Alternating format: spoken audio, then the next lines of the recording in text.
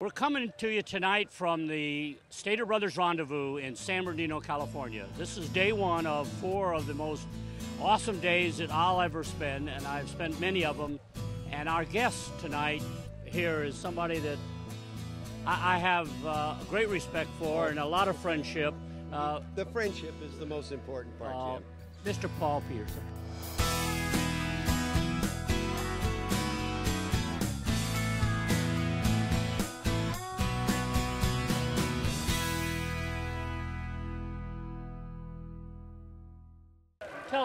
Tell our viewers, who are you? Well, let's see. A lot of you might have grown up with me when I was a kid on the Donna Reed Show. So it was 8 years in your living room. But as you know, Jim, I love cars. I love Route 66, the Mother Road. That's how my family came from Iowa to Southern California. And I've been coming out here to this event for 21 years, 21 out of 22. I know that for a fact because we've been together those 21 years. Isn't it the truth? Well, you remember my mom, of course. We lost her a few years ago. And Grandpa Cliff, who loved coming out here. And my kids are now in their mid-30s. Well, because I got one girl in the Navy still. But this was our annual trek because it was everything you'd love about America. Great cars, great people, and capturing that confidence that America once had in abundance, and besides, but the cars are the best. That's the music. I remember a good number of years ago, both your sisters and their families, and your mom was here, and you know, we tell people that the Route 66 Stater Brothers Route 66 Rendezvous is really a family affair. Oh, it absolutely is. We raised our kids coming out here. You know, my oldest boy is 36, and Pammy's oldest is 40. But they were coming out here as teenagers, and when you can have a teenager tell you, I want to come back next year, then you know you've done the right thing. Now, Paul, you've not only been involved in the Rendezvous, you took your position as a child actor, and you took it to heights that was very important for those that are following you. Thank you for bringing that up. You know, so many kids in my generation, and frankly the Hollywood kids from the silent era in the 30s, just had a hard time adjusting to real life because the fame doesn't always stay with you. You know, Elizabeth Taylor is a rarity. And we started a foundation 21 years ago, January 1990, called A Minor Consideration. And I'm proud to say that with a bunch of other former kid stars, we have done some pretty significant work. There is one, I won't go on about this, but there is one thing you won't believe. Children in the entertainment business are exempt from federal child labor laws. Now, if you're in California where there are good laws, you're lucky. But what if you work in North Carolina where there are no laws? And now these days with reality show television, kids without even any preparation and training are exposed to the most dangerous aspect of participation, which is the fame that goes away. So we've done some good work in that. Thanks for giving me a minute to talk about that. Well, I know how important it is to you, Paul, because we've talked about it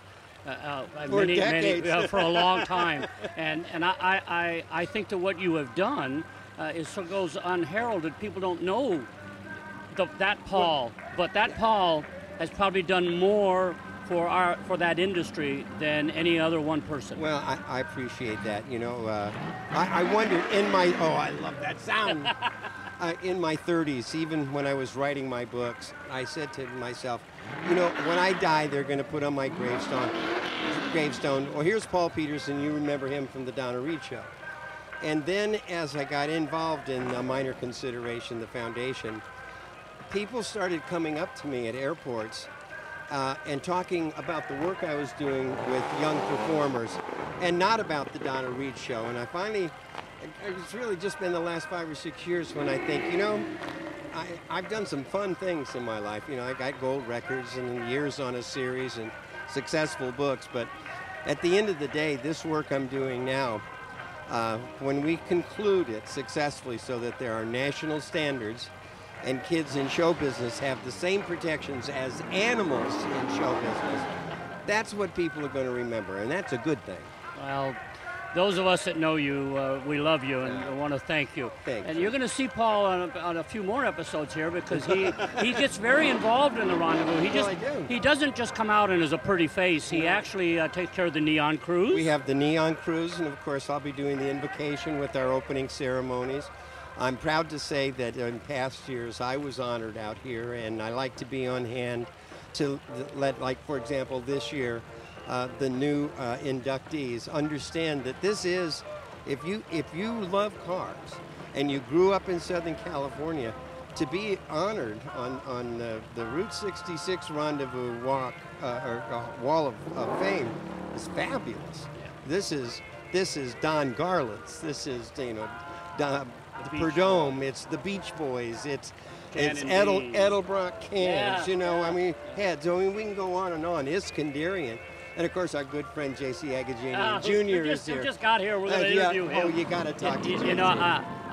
I run into so many people that we've known over the years, and we look forward to the Rendezvous. It's 4 days of a lot of work. Yes, and a lot of things going on, but we get to see each other again. That's the best part. It's coming out with friends. And, in all the ups and downs in my life, I've told you this before, my car buddies, they were always there for me, good times and bad. And it's great to associate with them. Of course, we're all getting a little gray.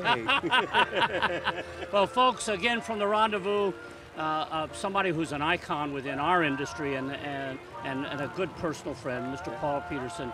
I have to tell you that it's all. I come here just to see the friends. Well, and I agree with you. And it's nice that we do it in honor of the Mother Road. The Mother Road. Paul, again, thank you, my friend, Thank you. God bless you. And God bless you. Thank you.